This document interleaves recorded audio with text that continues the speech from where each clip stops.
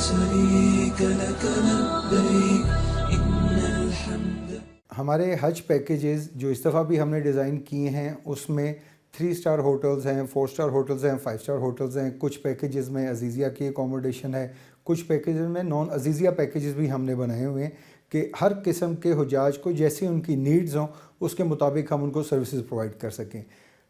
Hotels کے علاوہ transportation ہم تمام حجاج کو seat by seat dedicated buses provide کی جاتی ہیں. ہوتی وہ ٹرانسپورٹ بسز پہ ہے لیکن الحمدللہ اس میں امید ہے کہ آپ کے جو حج کے 5 دن ہیں ان میں بڑی سہولت ہوتی ہے اور ہم اس کو اللہ کا شکر ہے جو ہم نے ایک ترتیب بنائی ہوتی ہے. پچھلے سالوں میں بھی ہم اس پہ کامیاب رہے ہیں اور انشاءاللہ اس اگلے سالوں میں بھی اللہ ہمیں اس میں کامیاب کرے گا.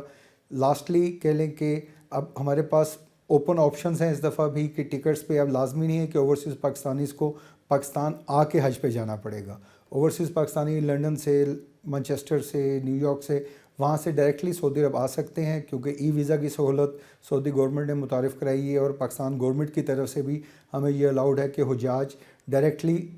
اوورسیز سے اپنے باہر کے ملکوں سے ڈائریکٹ سعودی عرب میں آئیں اور وہاں سے ان کو ہم حج کی سروسز پرووائڈ کر دیتے ہیں.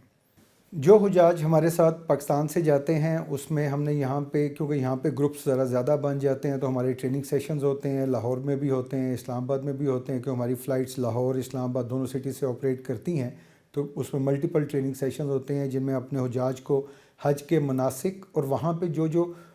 تکالیف یا جیسے جیسے پروسیجرز ہوتے ہیں اس کے متعلق ان کو آگاہ کیا جاتا ہے کہ تاکہ اس ساری چیزوں سے ان کے حج کے سفر میں ان کو پہلے سے پتہ ہو کہ حج میں کیا کیا مشکلات آ سکتی ہیں. اور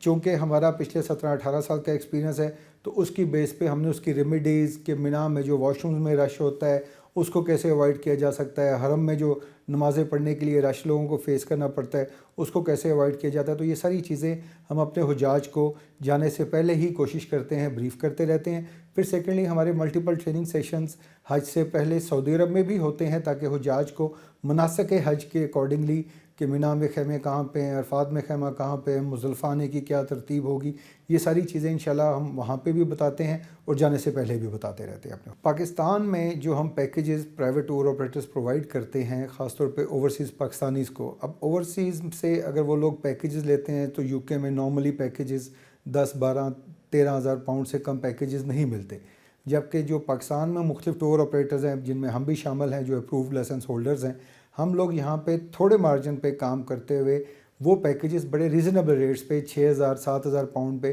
بڑے اس سے سستے پیکیجز بھی ہیں لیکن وہ موسٹلی اوورسیز کے حجاج لینا پریفر نہیں کرتے کیونکہ ان کے پاس بائنگ پاور ہوتی ہے تو وہ اچھی سروسز لے کے تھوڑے سے پیسے دے کے ان کو لینا پریفر کرتے ہیں. تو ہمارے پاس بھی مختلف پیکیجز ہیں 3,000-4,000 پاؤنڈ سے شروع کر کے 6,000-7,000-8,000 تک پاؤنڈ تک ڈفرینٹ پیکیجز ڈفرینٹ سروسز کے اکارڈنگلی اویلیبل ہیں. اور یہ پیکیجز اگر آپ اوورسیز میں وہاں کے ٹریول ایجنٹ سے کسی سے بھی پیکیجز لے رہے ہوتے ہیں چونکہ ان کے وہاں پہ ایکسپینسز زیادہ ہوتے ہیں تو وہ ان چیزوں کو تھوڑا مہنگا کر کے بیچتے ہیں. تو پاکستان سے اگر آپ پیکیجز لیتے ہیں لیکن شرط صرف یہ ہے کہ آپ کسی سے بھی پیکیج لیں وہ جسٹ چیک کر لیں وزارت مذہبی امور پاکستان کی ویب سائٹ پہ جا کے کہ رجسٹرڈ ٹور آپریٹر ہے تو ان سے آپ پیکیج لے سکتے ہیں. جو رجسٹرڈ ٹور آپریٹرز ہیں ان کے پاس فراڈ کا چکر بھی نہیں ہوتا کیوں ہمارے پاس منسٹری آف ریلیجیس افیئرس کی بڑی اسٹرکٹ مانیٹرنگ ہوتی ہے جس میں جو سروسز ہم نے کمٹ کی ہوتی ہیں وہ دینا ہمارے لیے باؤنڈ ہوتے ہیں ہم ان کے لیے. تو جو بھی ہے آپ بجائے اس کے کہ